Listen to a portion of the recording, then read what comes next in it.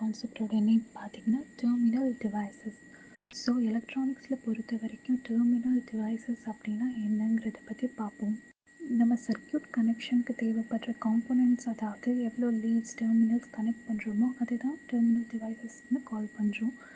இந்த terminal டிவிஷனை base பண்ணி தான் 3 டைப்ஸாக வந்து டிஃப்ரென்ஷியேட் பண்ணியிருக்காங்க. அதில் ஃபர்ஸ்ட் ஒன் பார்த்தீங்கன்னா டெர்மினல் டிவைஸ். அதில் சர்க்யூட்டில் 2 காம்போனன்ட்ஸ் வந்து கனெக்ட் பண்ணியிருப்பாங்க. லைக்வைஸ் 3 டெர்மினல்னால் 3 காம்போனன்ட்ஸும், 4 டெர்மினல் அப்படிங்கிறதுல 4 காம்போனன்ட்ஸும் கனெக்ட் பண்ணியிருப்பாங்க.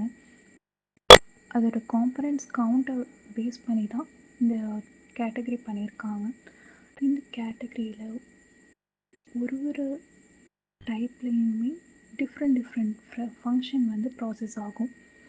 மெயினாக இதோட இது எதில் யூஸ் பண்ணுறோன்னு பார்த்தீங்கன்னா எலக்ட்ரானிக் சர்க்யூட்ஸில் தான் யூஸ் பண்ணுறாங்க. நெக்ஸ்ட் ஒன் பார்த்தீங்கன்னா characteristics and selection of terminal devices. எப்படி எந்த கேரக்டர் பேஸ் பண்ணி நம்ம வந்து டெர்மினல் டிவைஸ் வந்து செலக்ட் பண்ணுறோங்கிறத பற்றி தான் பார்க்க போகிறோம்.